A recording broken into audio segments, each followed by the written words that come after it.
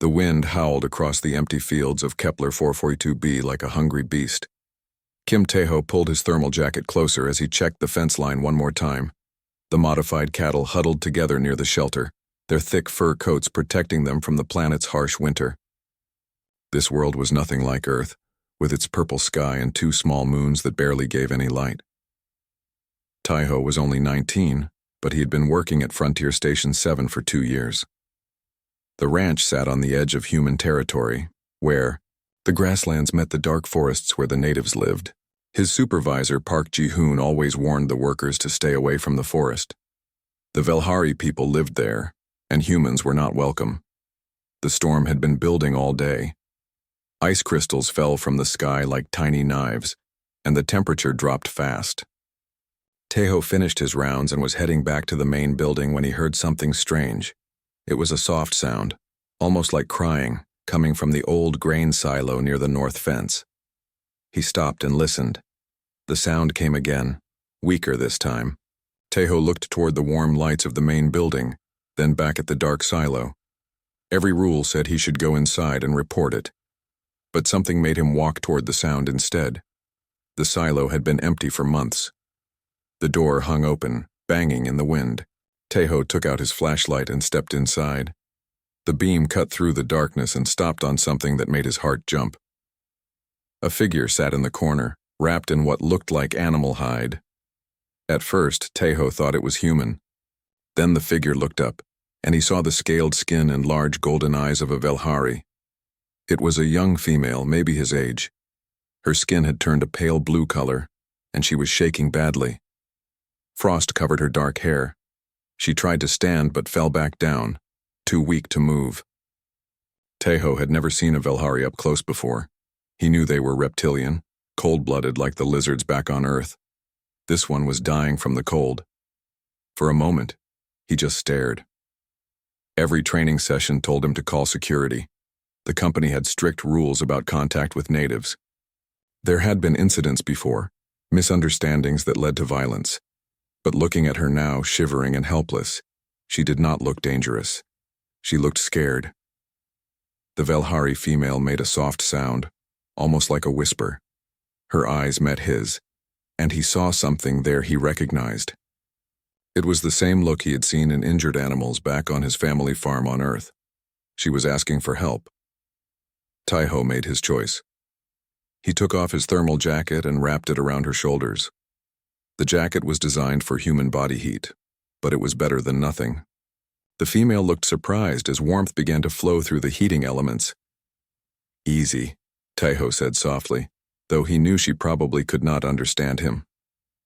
"I am not going to hurt you." He helped her stand and guided her to a corner that was protected from the wind. From his pack, he took out his emergency rations and a heating pad. The pad was meant for warming his hands, but he activated it and placed it near her feet. The Velhari female watched everything he did with wide eyes. When he offered her the food, she hesitated, then took it carefully. Her hands were different from human hands, with longer fingers and small claws, but they shook just like any person who was cold. As she ate, Tae-ho studied her face. She was not ugly like the training videos had shown. Her features were sharp, but not harsh. The scales on her skin were small and smooth like a snake, but somehow more beautiful. When she was not blue with cold, her natural color was a warm green with darker patterns. The storm outside grew worse. Wind rattled the silo walls, and the temperature kept dropping. Tae-ho knew he should go back, but he also knew she would die if he left her alone. He had brought animals back from the edge of death before. The process was the same no matter what species. Warmth, food, and patience. He used his communicator to send a message to the main building, saying he was checking the far pasture and might be late. It was not exactly a lie. Then he settled in to wait out the storm. Through the long night, Tae-ho kept the heating pad working and shared his food and water. The Velhari female slowly began to recover. Her skin returned to its normal color, and she stopped shaking. She tried to talk to him once, speaking in a language that sounded like music mixed with bird calls. When he could not understand, she pointed to herself and made a sound that might have been her name. "Nira," she said clearly, touching her chest. Taeho, he replied, copying her gesture. She repeated his name, getting it almost right. Then she smiled, and Taeho was surprised to see that her teeth were not the fangs he expected, but small and white like a human's. As the night went on, they found ways to communicate. She showed him a wound on her arm from what looked like a thorn. He cleaned it with supplies from his first aid kit and wrapped it with bandages. She seemed amazed by the human medicine. When dawn finally came, the storm had passed. Golden light streamed through the cracks in the silo walls. Nira stood up, much stronger now. She carefully took off his jacket and tried to give it back, but Taeho shook his head. Keep it, he said, pushing it back toward her. You need it more than I do. She looked confused, then understanding crossed her face. She put the jacket back on and walked to the door. Before leaving, she did something strange. She placed her hand on Taeho's forehead and spoke words in her own language. Her touch was warm now, not cold like before. Then she was gone, disappearing into the forest like she had never been there. Taeho stood in the empty silo for a long time, wondering what had just happened. He did not know that her words had been a promise. He did not know that among her people, saving a life created a debt that could never be forgotten. He walked back to the ranch, thinking it was over. He was wrong, it was just the beginning. Taeho tried to act normal when he returned to the ranch house that morning. His supervisor, Park Ji-hoon, was drinking coffee and reading reports on his tablet. The older man looked up when Taeho walked in, his eyes sharp and questioning. You were out late last night, Ji-hoon said. His voice was calm, but there was something underneath it that made Taeho nervous. Just checking the cattle after the storm, Taeho replied, pouring himself coffee with hands that he hoped were steady. Wanted to make sure none of them got hurt. Ji-hoon nodded but kept watching him. Good work. That storm was worse than predicted. The weather service says more are coming this week. Taeho sat down and ate his breakfast, trying not to think about golden eyes and scaled skin. But as the day went on, he found his mind wandering, back to the silo and the strange moment when Nira had touched his forehead. His fellow workers, Lee Min-ho and Choi De-won, noticed his distraction during their afternoon repairs. On the fence line. You look like you saw a ghost, Minho said, handing Taeho a tool. Or maybe something worse, Daewon laughed. Maybe he saw one of those lizard people. They say they come out during storms. Taeho almost dropped the tool. What do you mean? The Vilhari, Daewon explained. Old stories say they hunt during bad weather. Something about how the cold makes them move slower, so they need to find warm places. He made a scary face. Maybe they want to steal our body heat. That is just stupid talk, Minho said, but he looked around nervously. Though I heard from the guys at Station 5 that they found tracks near their fence last month. Taeho worked quietly, but inside his thoughts were spinning. Nira had not been hunting. She had been lost and dying. But how could he explain that without admitting what he had done? The next morning brought visitors. A sleek transport landed near the main building, and 3 people in expensive clothes stepped out. Taeho watched from the barn as they walked toward Ji-hoon's office. Corporate types, Minho muttered, joining him at the window. Wonder what they want. They found out an hour later when Ji-hoon called all the workers together. The visitors stood behind him like shadows. The leader was a tall man with cold eyes who introduced himself as Director Yoon Seung-ho from Stellar Dynamics Mining Corporation. Gentlemen, Yoon began, his voice smooth like oil. We are here to discuss the future of this region. Our surveys have discovered valuable mineral deposits beneath this land. Very valuable. Administrator Song Hyejin, a woman from the colonial government, stepped forward. She looked uncomfortable but spoke clearly. The Colonial Council is considering relocation options for all settlements in this area, both human and native. Relocation, Daewon said slowly. You mean you want us to leave? It is not what we want, Hyejin replied quickly. It is what may be necessary for the good of the colony. The minerals we found could fund expansion for decades. Yoon smiled, but it was not a friendly smile. Of course, everyone would be fairly compensated. New homes, better jobs, modern facilities. You would be upgrading from this frontier life. Taeho felt something cold in his stomach that had nothing to do with the weather. What about the Vilhari? This is their land too. The corporate director's smile faded. The natives will be relocated to suitable areas. We have experience managing such transitions. Managing, Ji-hoon repeated. His voice was flat. That is an interesting word. Hye-jin looked even more uncomfortable. There have been some incidents recently. Increased native activity near human settlements. It might be better for everyone if there was more space between our peoples. After the visitors left, the workers gathered in the kitchen. The mood was dark and worried. These men had built their lives here, and now strangers wanted to take it away for money. My family is buried here, Minho said quietly. My wife is in the cemetery behind Station 3.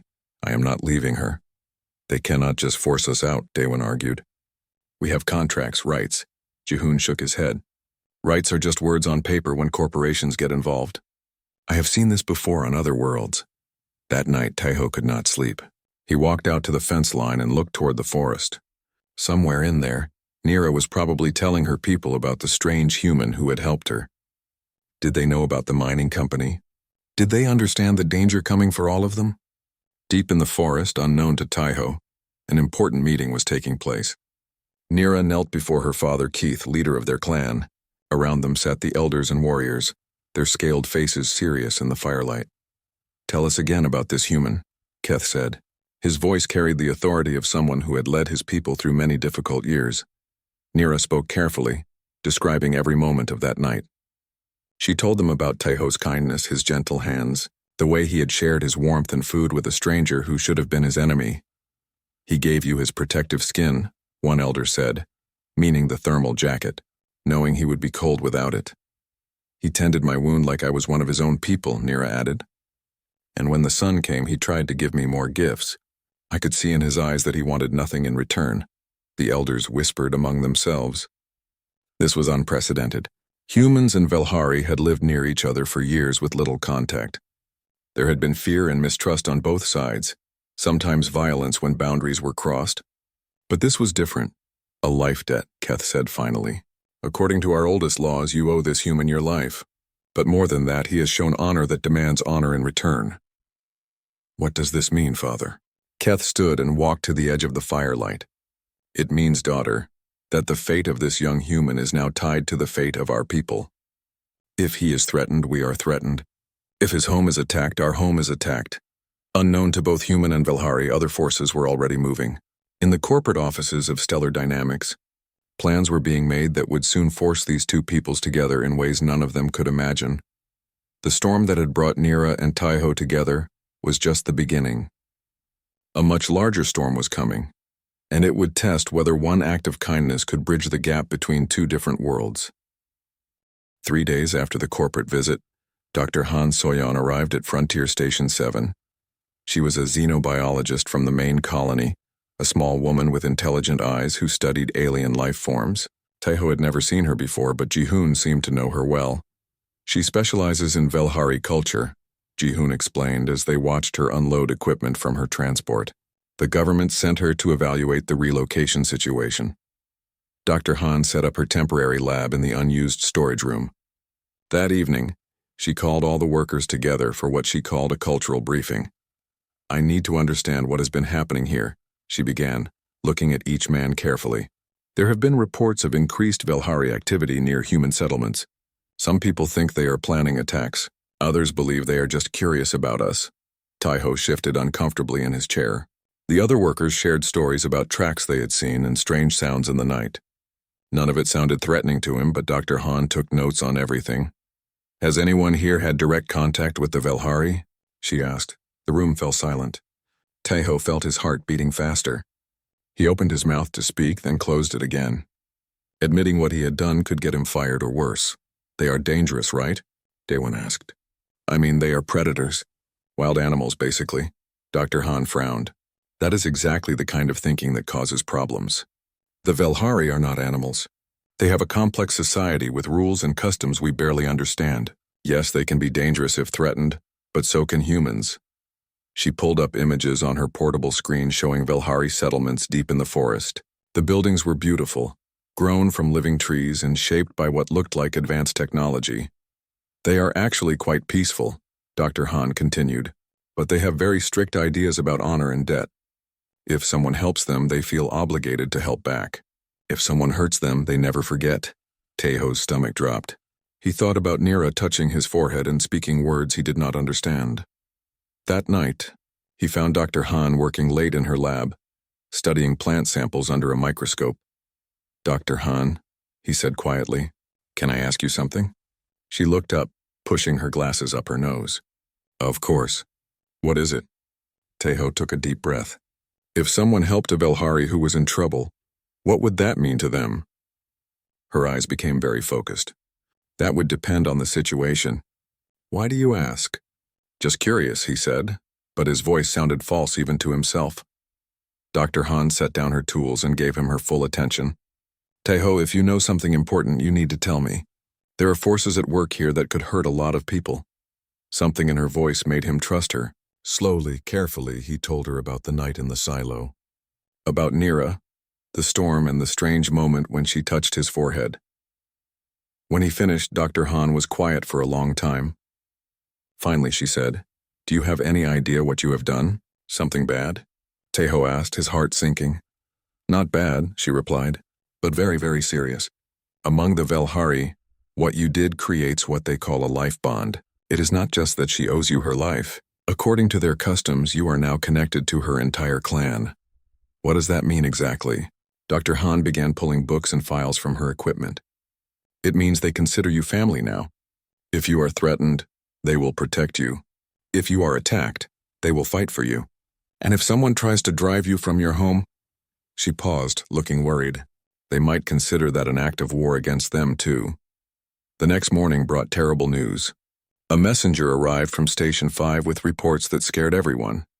Mercenaries had landed at the main spaceport during the night. Not colonial security or company guards, but real soldiers for hire. "The Corvin Syndicate," Jihoon said, reading the message. His face was pale. "These are not nice people who ask politely for you to leave." Dr. Han looked up from her breakfast. "I have heard of them. They specialize in what they call population management. They make people disappear and then claim the land was empty. But the colonial government would not allow that," Minho protested. "We have rights." "The colonial government is broke," Jihoon replied bitterly. "Stellar Dynamics pays their bills now. If the company wants us gone, they will find legal ways to make it happen." As if summoned by their conversation, Director Yoon arrived again that afternoon. This time he had soldiers with him, hard-faced men with weapons and armor. They spread out around the ranch while Yoon talked to Jihoon. "I am afraid the situation has become more urgent," Yoon explained with his cold smile. "Intelligence reports suggest the natives are planning attacks on human settlements. For your safety, we need to evacuate everyone immediately." "What intelligence?" Dr. Han demanded, stepping forward. "I am the government expert on Velhari behavior, and I have seen no signs of aggression." Yoon's smile became sharper. "Dr. Han, your services are no longer required. There will be a transport here tomorrow to take you back to the main colony." That evening, as the corporate soldiers set up a camp near the main building, Teho walked to the fence line again. He was not surprised when he saw a figure waiting for him in the shadows of the forest. It was Nira, still wearing his thermal jacket. But she was not alone. Behind her stood 3 older Velhari, their golden eyes reflecting the setting sun. "Teho," Nira said carefully, her pronunciation of his name better than before. One of the older Velhari stepped forward and spoke in their musical language. Nira translated, her voice urgent. "My father says danger comes for you. Bad humans with fire weapons. They plan to hurt your people and blame us. How do you know this?" Teho asked. Nira spoke with the others, then turned back to him. "We watch, we listen. We know the forest speaks truth, and the fire weapon humans speak lies." The older Velhari said something else. Longer this time, his voice carrying weight and authority. "My father asks," Nira translated, "will you accept protection of the clan? The life bond means we fight for you, but only if you say yes." Teho looked back at the ranch house where armed strangers now controlled his home. He thought about his friends who would soon be driven away or worse. He thought about how one simple act of kindness had somehow connected him to these proud, honorable people. "What would that mean?" he asked. Nira smiled, and for the first time since this all began, Teho felt hope. "It means," she said, "you are not alone anymore." Teho barely slept that night. Every time he closed his eyes, he saw Nira's face and heard her father's words through her translation. The life bond, protection of the clan. The weight of decisions he never asked to make pressed down on him like a stone. He woke before dawn to the sound of voices outside. At first, he thought the corporate soldiers were moving around early. Then he heard something that made his blood freeze. It was singing, low and musical, unlike anything human voices could make. Tejo pulled on his clothes and walked to the window. What he saw outside made him forget how to breathe. Warriors. Hundreds of them. They stood in perfect silence in the fields around his small quarters like an army of shadows that had appeared from nowhere. Each Velhari held traditional weapons, curved blades that gleamed in the early light and spears with points that looked sharp enough to cut steel. But many also carried human technology, energy weapons and armor they must have traded for or taken from previous encounters. Tejo counted them as his eyes moved across the field. 50. 100. More kept appearing from the forest edge.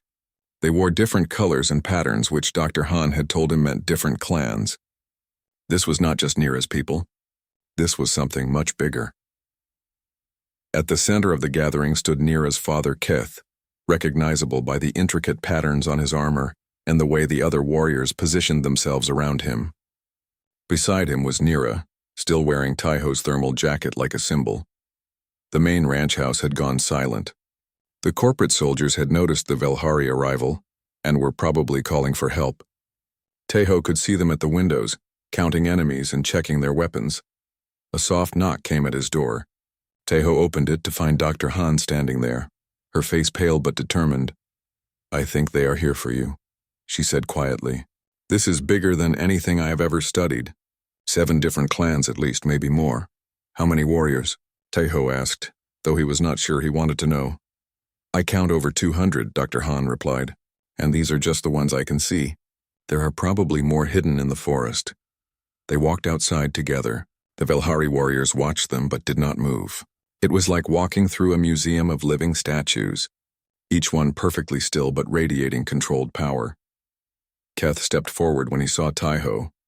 The clan leader was taller than his daughter, with scars on his arms that spoke of many battles.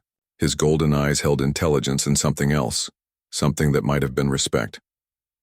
He spoke in the Velhari language, his words carrying across the silent field. Nira translated, her voice clear in the morning air.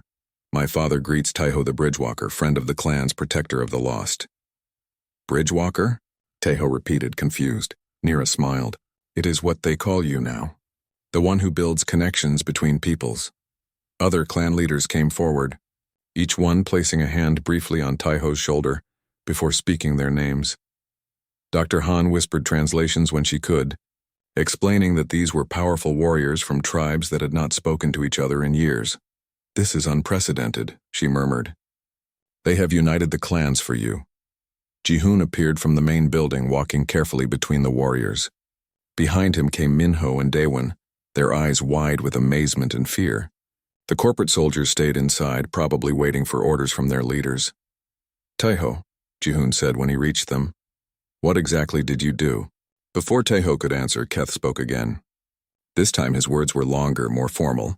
Nira translated piece by piece. "He says the fire weapon humans plan to destroy both our peoples. They will attack our villages and blame your people. Then they will attack your settlements and blame us. Both sides will fight each other while the real enemies take our lands." "How do they know this?" Jihoon asked. Nira spoke with her father, then turned back. "We have watchers. We see the mercenary camps. We hear their plans. They speak of making the ground empty so the stone diggers can work." Dr. Han nodded grimly. "It makes sense. Classic corporate strategy. Create a conflict, let both sides destroy each other, then move in and claim the territory was abandoned." Keth spoke again, his voice rising so all could hear. The assembled warriors shifted slightly, hands moving closer to weapons. Nira's translation sent chills down Tejo's spine. "He says the clans offer a warrior pact. We will fight beside the humans against the true enemy, but only if Tejo accepts the role of Bridgewalker and leads the alliance." "Lead?" Tejo's voice cracked. "I am just a ranch hand. I do not know anything about leading warriors." "You know about saving lives," Nira said softly. "You know about doing what is right even when it is dangerous. That is what a Bridgewalker does." Minho stepped forward, his voice shaking but determined. If these people are willing to fight for us, maybe we should listen. I have seen what those corporate soldiers do to people who get in their way. The Corvin Syndicate does not take prisoners, Daewon added. If they are really planning to eliminate us all, this might be our only chance. Dr. Han was studying the assembled warriors with professional interest. The Velhari are natural fighters, she said quietly. They know this terrain better than any human. And their technology, while different from ours, is surprisingly advanced. This could actually work. A new sound interrupted them. Transport engines coming from the direction of the main colony. 3 military vehicles approached fast, kicking up dust clouds. The corporate reinforcements had arrived. Keth spoke urgently to Nira, pointing at the approaching vehicles. She turned to Taiho with fear in her golden eyes. The fire weapon humans bring more soldiers. If you do not choose now, there will be no time. Accept the warrior pact or we must leave you to face them alone. Taiho looked around at the faces watching him, his human friends scared but trusting. Dr. Han, brilliant and determined. Nira, brave and hopeful. The Velhari warriors, proud and ready to die for someone who had shown kindness to one of their own. The transports were getting closer. Soon there would be shooting and people would die. Good people who had done nothing wrong except live in the way of corporate profits. Taiho thought about the night in the silo when he had made a simple choice to help someone who needed it. That choice had led to this moment, to this impossible situation where a young ranch hand held the fate of 2 peoples in his hands. He took a deep breath and looked at Keth. Tell him yes, he said firmly. I accept the warrior pact. The clan leader smiled, showing sharp teeth. He raised his spear high and called out in a voice that carried across the field. 200 Velhari warriors responded with a battle cry that shook the ground and announced to all who could hear that the bridgewalker had chosen to fight. The corporate transports landed in a cloud of dust and engine noise. Soldiers poured out, heavily armed men in black armor who moved like professionals. At their head walked Director Yoon Sung-ho, his expensive suit looking out of place among the weapons and warriors. Yoon stopped when he saw the assembled Velhari, his confident smile fading.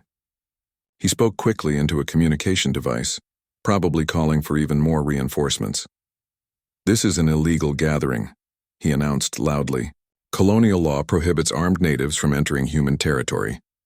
Keth spoke to Nira, who stepped forward as translator. My father says this land belongs to no one people. The earth does not recognize your papers. Your father is about to learn about human weapons, Yoon replied coldly. He signaled to his soldiers who raised their rifles.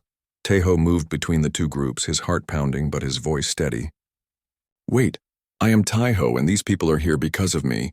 If you want to talk, we talk to all of us together. Dr. Han joined him, pulling out her government credentials. I am the official xenobiologist for this region. Any action against the Velhari requires my approval under colonial treaty law. Yoon's eyes went flat and dangerous. Dr. Han, you are no longer authorized to work in this area. And young man, you are interfering with corporate security operations. What operations? Ji-hoon demanded, walking up with Minho and Daewon behind him. You never told us about any security operations. The kind that keep you alive, one of the soldiers said. He was a big man with scars on his face and the look of someone who enjoyed hurting people. These lizards are planning to attack. We are here to protect you. Nira translated this for the Velhari warriors and an angry murmur went through their ranks. Hands moved to weapons on both sides. Nobody is attacking anyone, Taiho said quickly. But if you try to force us from our homes, then yes, we will fight. Yoon laughed. You, a ranch hand and some farmers? Against trained soldiers? Not just us, Taiho replied, gesturing to the Velhari around him. All of us together. For the next hour, an uneasy standoff continued. The corporate soldiers kept their weapons ready but did not fire. The Velhari warriors waited like statues, patient and deadly. Taiho found himself in the strange position of being the voice for both groups. Dr. Han worked frantically with her equipment, recording everything and sending messages to the colonial government. I am documenting illegal corporate military action, she announced. This will be reported to every authority in the system. Go ahead, Yoon replied. By the time anyone comes to investigate, this will all be over. As the day wore on, more people arrived. Other ranch workers from nearby stations came to see what was happening. Some were scared and wanted to leave. Others were angry about being forced from their homes and stayed to fight. Taiho realized he needed to understand what resources they really had. With Nira translating, he began talking to the clan leaders about their capabilities. What he learned amazed him. The Velhari weapons looked primitive but were incredibly advanced. Their spears could fire energy bolts that would disable electronic equipment. Their armor was grown from a material that was lighter than human plastic but stronger than steel. How? Dr. Han asked when Nira explained this. We grow our tools like you grow food, Nira replied. The forest gives us what we need. Lee Minho, the former military engineer, examined some of the Velhari equipment with professional interest. This is biotechnology, he said in wonder. Living machines. I have never seen anything like it. Can it hurt those soldiers? Daewon asked, pointing at the corporate forces. Minho nodded slowly. Better than our equipment, actually. Their weapons will go right through energy shields. As evening approached, Taeho called a meeting with all the human settlers and clan leaders. They gathered in the main ranch building, in strange sight of two species planning together. We need to be smart about this, Taeho began, feeling strange giving orders to people older and more experienced than him. They have more soldiers coming. We need to use advantages they do not expect. Keth spoke through Nira. My father says the forest knows every path for many kilometers. We can move without being seen. And I know every building and fence line on human territory, Jihoon added. Been working these lands for 15 years. Dr. Han spread out maps on the table. The corporate base is here at the old mining survey station. That is where they will bring reinforcements. If we could cut their communication, we can do that, one of the younger Velhari warriors said in broken human language. Electronic spirits sleep when we sing to them. Minho stared at him.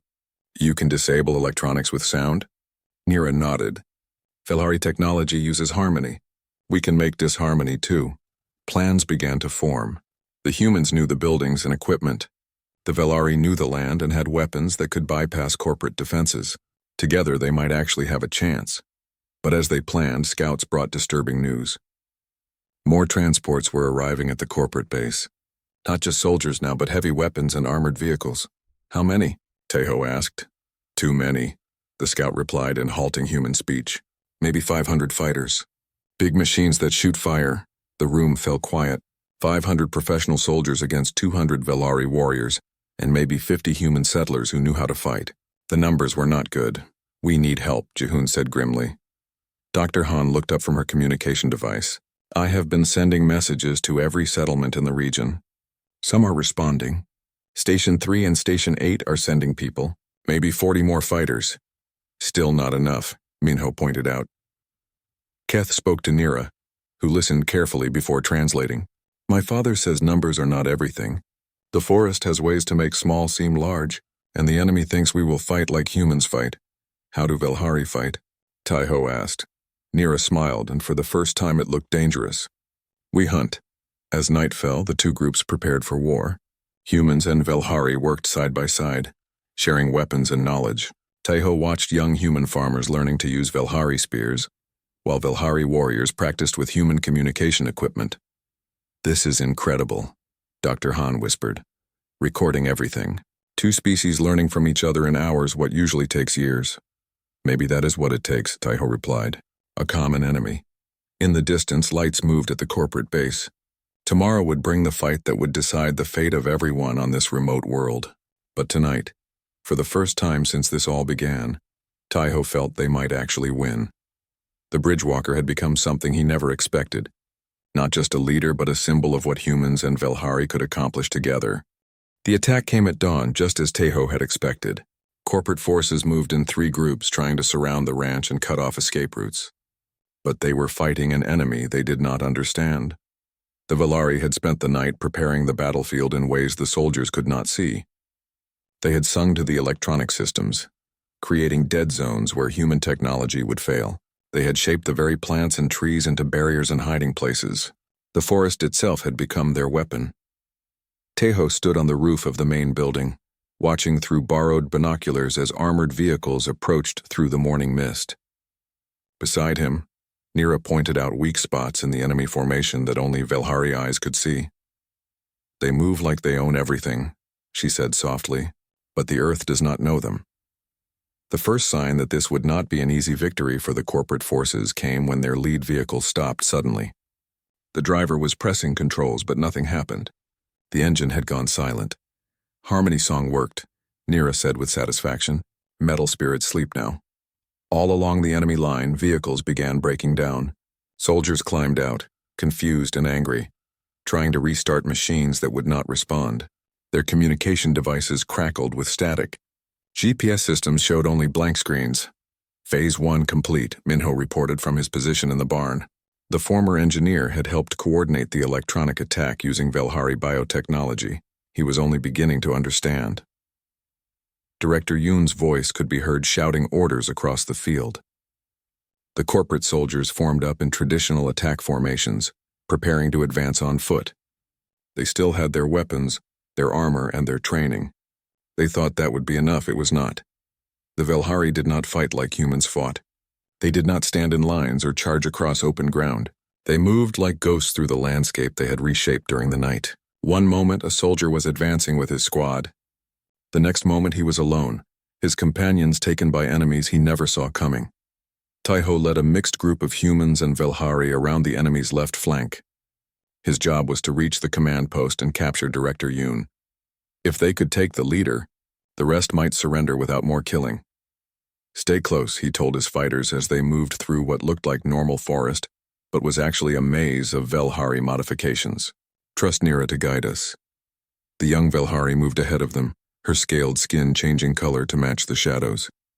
Behind her came Ji-hoon and Daewon, carrying Velhari weapons that hummed with strange energy.